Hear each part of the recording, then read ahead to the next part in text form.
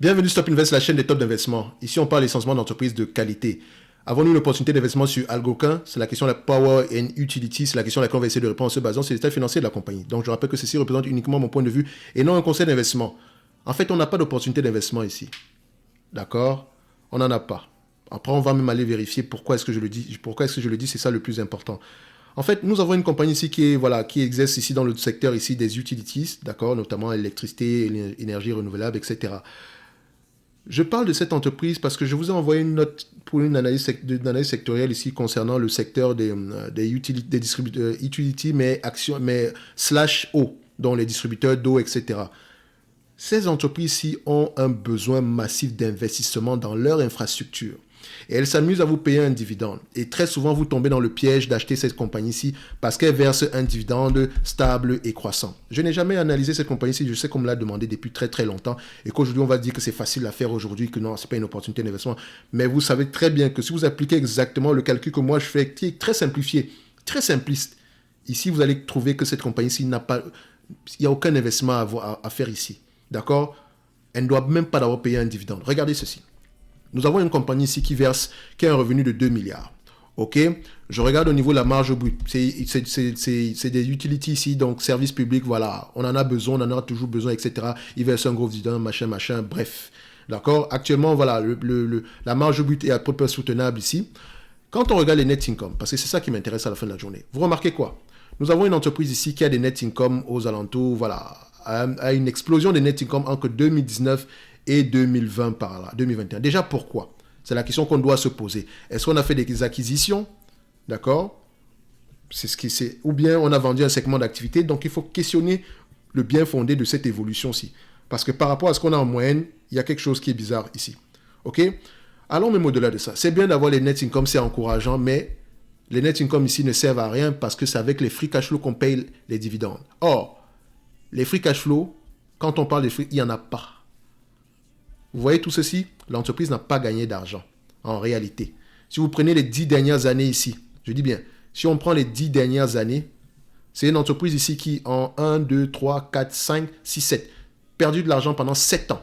D'accord? Si je prends la totalité, je prends cumulé, la perte en capital ici cumulée, d'accord? Je vais prendre ici, je vais mettre ici cumulatif. Elle a perdu au total, j'espère bien que je vais mettre ici, cumulative sur les 12 derniers mois ici. Donc, on va le mettre ici. Est-ce que c'est ça? Voilà. Est-ce que c'est ça? Donc, est-ce que c'est bien le calcul ici? Donc, si je mets cumulative ici, bien, je mets cumulé. Donnez-moi juste un instant. Je prends juste ici. Je mets as report. Non, je prends ici cumulative. Je mets ici les 12 derniers mois. OK. Je vais mettre ici cumulé. Qu'est-ce que ça donne ici? OK. Donc, si on prend ici la perte sur les 10 dernières années, on a perdu près de 8 milliards. 8 milliards de pertes. Si on prend les gains en net income sur les 10 dernières années, enfin, je vais également les mettre last 12 months ici, d'accord? Je les mets également en cumulé, d'accord? On a à peu près rapporté 8 milliards de dollars en cumulé, d'accord? Ce qui n'est pas mal. Mais en cumulé, on a rapporté 8 milliards de dollars. Mais en perte, on a 8 milliards de dollars. Vous allez me dire oui, donc ça veut dire que normalement, elle n'a presque rien perdu. Non. Parce qu'entre-temps, il y a une dépense en capital ici. La dépense en capital a non seulement consommé la totalité des 8 milliards ici, et encore, on a eu besoin de 8 milliards supplémentaires. C'est ce que ça veut dire. Ça veut dire que quand vous regardez ici au total, la dette en elle-même ici, quand vous regardez ceci, le niveau d'endettement de cette compagnie-ci ne va faire qu'augmenter parce qu'il n'y a pas de free cash flow. Et si la dette augmente également, on va également compenser avec l'augmentation du nombre d'actions, d'accord? Ce qui est également le cas, c'est une flèche. Mais entre-temps, le dividende ne fait qu'augmenter, tout le monde est content, on verse un dividende, etc. Voilà, j'achète pour le long terme, machin, les bêtises qui ne servent à rien du tout. Parce qu'à la fin de la journée, mes amis, ce n'est pas la sécurité du dividende qui compte à la fin de la journée, c'est parfois même le bien fondé, même le versement de ce dividende. C'est ce qu'il faut se poser comme question.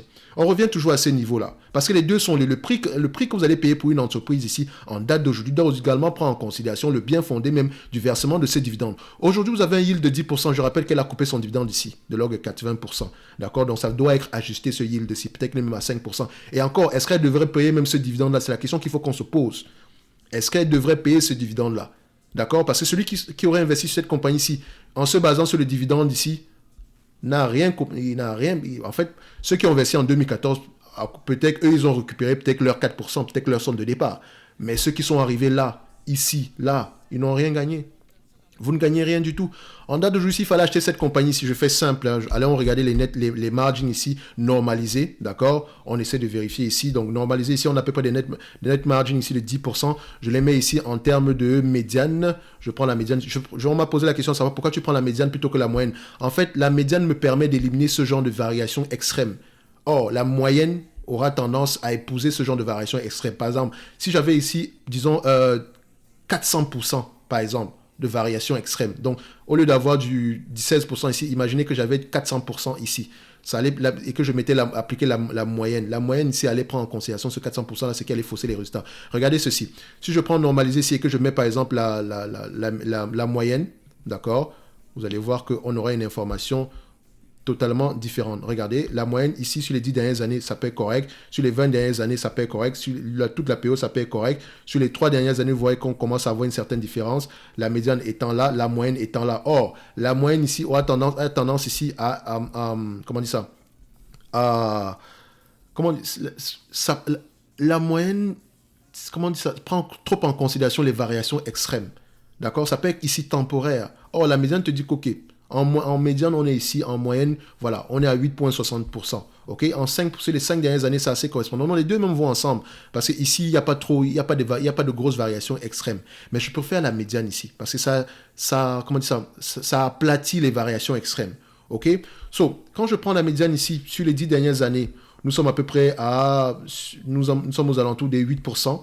Sur les 5 dernières années, nous sommes aux alentours ici de 9,64%. Sur les 3 dernières années, nous sommes aux alentours ici de 9,19%. Donc, disons même que on va prendre ici 9,5%. Parce que voilà, je ne vais pas me casser la tête ici. Les analystes s'attendent à voir à peu près combien ici l'année prochaine par rapport aux revenus de cette compagnie ici. D'accord? Là, on est à peu près à combien? On s'attend à peu près à 2,8 milliards. Ok, 2,8 milliards. Ok, donc je prends ici mon 2,8 milliards. D'accord? Donc, je prends ça ici, 2,8 milliards, je le mets ici, à peu près à ce niveau-ci. Voilà, 2,8 milliards. 2,8 milliards multiplié ici par, disons, fois 0,095. D'accord? Je rappelle que ce n'est pas la précision qui m'intéresse ici. Je vais avoir à peu près quelque chose qui se rapproche de la réalité. Donc, je ne vais pas prendre du 18%, je ne vais pas prendre du 5%. D'accord? Que ce soit 9,52, 9,56, 9,66. Moi, c'est correct, je fais une estimation ici rapide. Donc, à 20 fois les bénéfices, généralement, parce que je sais que ce genre d'entreprise ici est très prisé. Donc, on va regarder ici les PER ici. Les PER, on voit ici que, voilà, je vais prendre ici les PER Next 12 Months ici, essayer de normaliser les choses. Je prends ici la médiane. Voilà.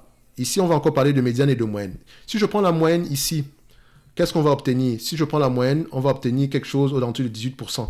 Si je prends la médiane, on va obtenir quelque chose aux alentours de 18%. Mais quand je vais à peu près arriver sur disons, cette année-ci, vous allez voir que la moyenne aura tendance à être à 24, la médiane à 10. D'accord? Donc, c'est une grosse différence quand même. Donc, en moyenne, ici, en médiane, on va se dire qu'on paye à peu près 20 fois les bénéfices. OK?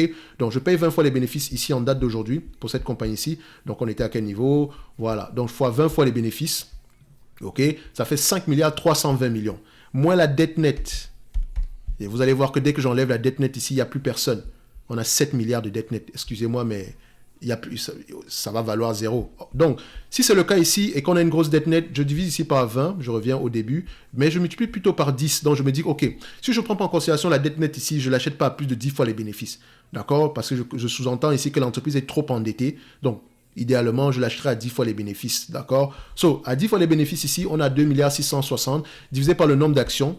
Idéalement ici, nombre d'actions, on est à combien en termes de nombre d'actions en date d'aujourd'hui?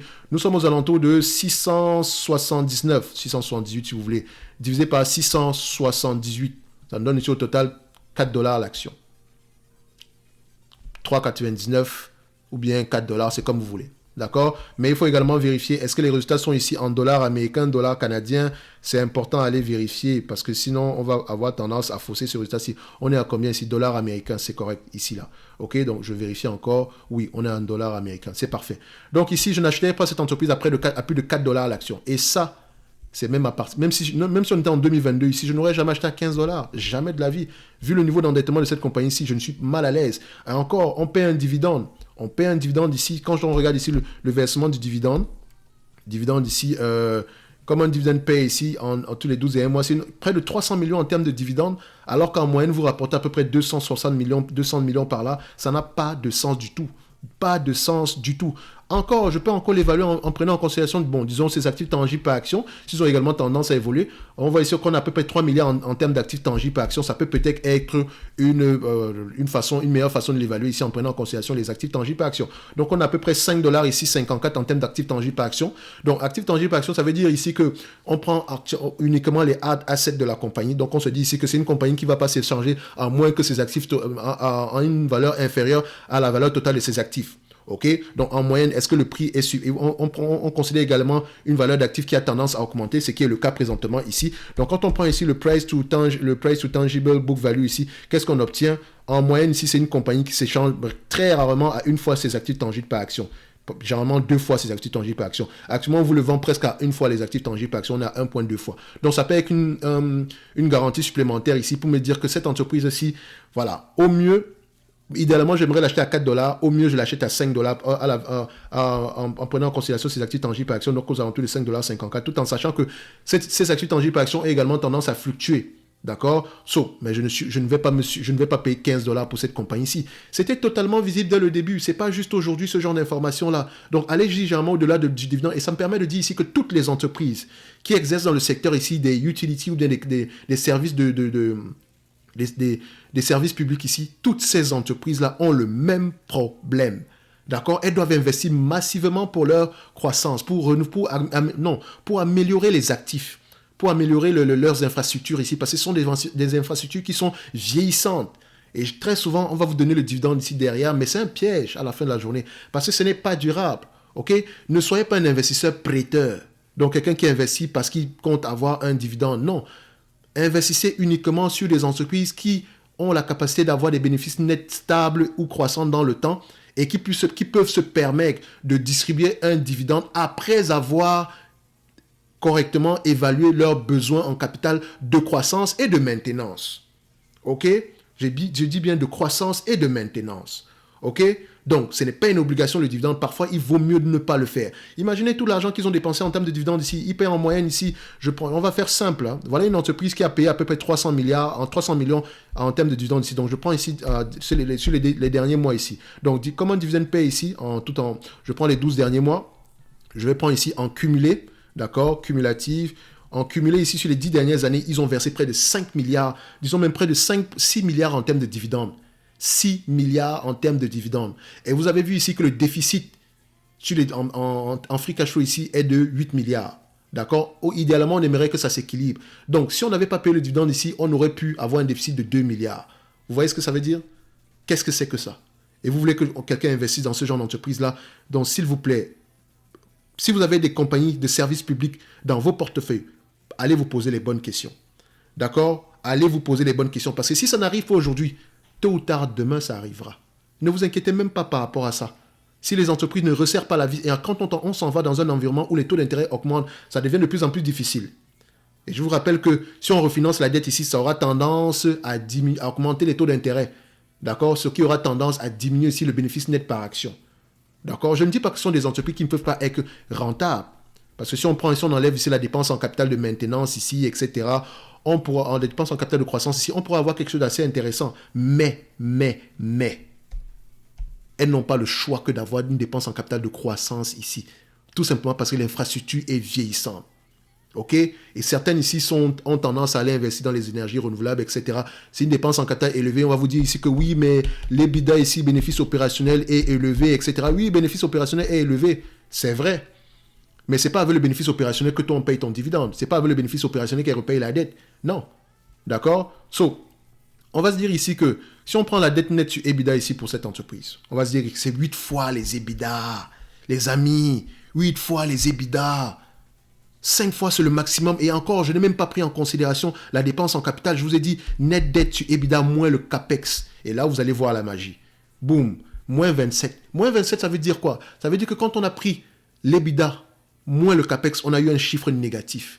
Non, le CAPEX est même plus élevé que l'EBITDA.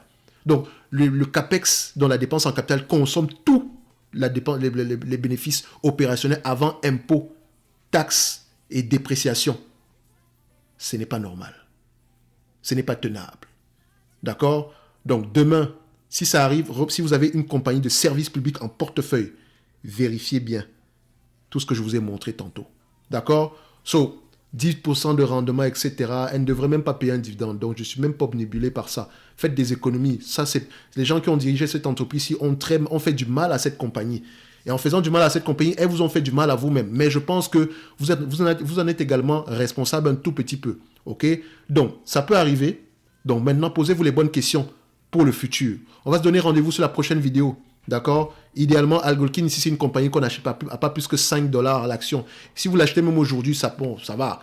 C'est assez gentil, mais ça reste assez spéculatif. Mais attendons-la à 4 $. Elle a coupé son dividende ici, donc les rats vont quitter le navire bientôt. Attention, je ne vous considère pas comme des rats à la fin de la journée, mais c'est une expression que j'utilise. D'accord? Pour les gens qui sont juste là pour le dividende, ici, vont quitter le navire. C'est une expression, donc c'est une image que j'ai fait. Comme je l'ai dit tantôt, je ne vous considère pas comme étant des rats. D'accord? Donc, ce n'est pas une insulte, s'il vous plaît. So, si on l'avait analysé dès le début, on n'aurait jamais payé ce prix-là. Jamais de la vie. Jamais, jamais, jamais, jamais. Je ne sais pas si parmi vous, vous l'avez, mais même si vous ne l'avez pas ici, posez-vous la question. La plupart des compagnies que j'ai présentement, par exemple, si je ne parle pas de moi, si j'ai Nexera Énergie, une entreprise qui vous plaît à tous dans ce secteur d'activité, si énergie renouvelable, dividende stable et croissant depuis X années de temps, on va faire la même chose ici. Quand on prend le free cash flow, qu'est-ce qu'on observe ici? Cratère. Quand on prend ici le net income, d'accord, on observe quoi ici? Quelque chose qui est assez stable, ok? Donc, oui, on ramène de l'argent, mais on consomme plus, d'accord? On en consomme plus qu'on en rapporte, d'accord? Et on paye encore un dividende dessus. Et quand vous regardez le dividende ici, juste en termes de dividende ici, dividende paye ici, vous voyez que l'enseignant, celui qui paye à peu près 3 milliards en termes de dividendes. Ok? 3 milliards en termes de dividendes en date d'aujourd'hui. C'est trop élevé. D'accord? Donc, est-ce que c'est même 3 milliards? On va juste vérifier ici. 3 divisé par 165, juste pour vérifier. Oui, c'est bien ça. Elle paye 3 milliards en termes de dividendes en date d'aujourd'hui. Et oui, elle a des bénéfices opérationnels. Quand vous allez regarder ici les EBITDA ici, les EBITDA en termes de marge, oui, c'est magnifique, près de 40% ici. Quand vous prenez la dette nette sur EBITDA, est-ce que c'est quelque chose d'assez gérable ici pour le moment? 7,8. 7,8 les amis. Est-ce que EBITDA ici a eu tendance à augmenter ou diminuer? Oui, légèrement. Légèrement. Donc, idéalement, on peut se dire ici que, disons même qu'on est à 10 milliards, d'accord, d'EBITDA. Je suis gentil. On a une dette nette de combien? On a une dette nette ici de 62 milliards. Donc, on a à peu près une dette nette sur EBITDA aux alentours de 6 fois les EBITDA. C'est toujours assez élevé. D'accord? C'est toujours assez élevé. Mais attention, comme je vous l'ai dit, c'est dette nette sur EBITDA, moins dépenses en capital. Et quand on fait ça, comme par magie, on obtient quelque chose. Oui, oh, tu as faussé mon résultat. Oh là là, on prend les 12 mois. Comme par magie, qu'est-ce qu'on va obtenir? Je vais fermer ça ici pour que ce soit plus visible. Voilà. On a quelque chose à moins 6,3%. Ça veut dire que quand on fait l'EBITDA, moins la dépense en capital, il reste presque rien du tout. D'accord? Presque rien du tout. Ok? Donc, je prends ici sur le trimestre. Voilà. Sur le trimestre, c'est 12,5. Il reste presque rien du tout. Ok? Vous pourrez également le voir ici. Capital expenditure. Capital expenditure, c'est ça. 17 milliards. D'accord? EBITDA, c'est quoi? C'est ça, 7 milliards. Donc, quand je prends mon 8 milliards ou bien mon 10 milliards, ici, moins 17 milliards, il reste encore, je dois encore chercher 7 milliards quelque part. Et vous pensez que je vais trouver le 7 milliards là où? Réellement, vous pensez que je vais aller le chercher où? Nouvelle dette, les amis. Tout le monde pour la dette. D'accord? En termes d'augmentation d'actions ici, je pense que c'est une entreprise qui n'a pas l'habitude. Est-ce qu'elle a l'habitude d'augmenter les actions? Oui. Donc, même le Nexera Énergie dont on nous parle, qui exerce dans l'énergie renouvelable ici, oui, elle peut avoir un bel avenir, etc. Mais pour le moment, ça dépense plus d'argent que ça n'en rapporte. Parce que bénéfice net n'est pas synonyme de cash en poche. C'est free cash flow qui est synonyme de cash en poche. Ça veut le free cash flow qu'on paye la dette. Ça veut le free cash flow qu'on paye les dividendes. Ça veut le free cash flow qu'on rachète les actions. Ça veut le free cash flow qu'on fait des acquisitions. Et ici, où est-ce que vous allez nous emmener? Et vous pouvez le faire avec toutes les autres entreprises. J'ai parlé d'Essential Utility dernièrement. OK? Donc, s'il vous plaît, ne tombez pas dans ce genre de piège-là. Ces genres d'entreprises, en fait, je vous ai montré comment est-ce que vous devez faire, d'accord? Elles peuvent être des entreprises rentables demain, mais en date d'aujourd'hui, là, pour quelqu'un qui recherche un truc dans le dividende. Et s'il vous plaît, c'est un dividende qui est stable et croissant dans le temps. Hein. Mais vous allez me dire, mais comment est-ce qu'ils arrivent à faire ça? Allez poser la question au PDG. Franchement, ça n'a aucun sens. Voilà une entreprise qui ne doit pas payer de dividendes, mais elle paye. Elle paye. Elle continue à payer. Stable et croissant. Ça n'a pas de sens. On se donne rendez-vous sur la prochaine vidéo et d'ici là, portez-vous bien. Merci.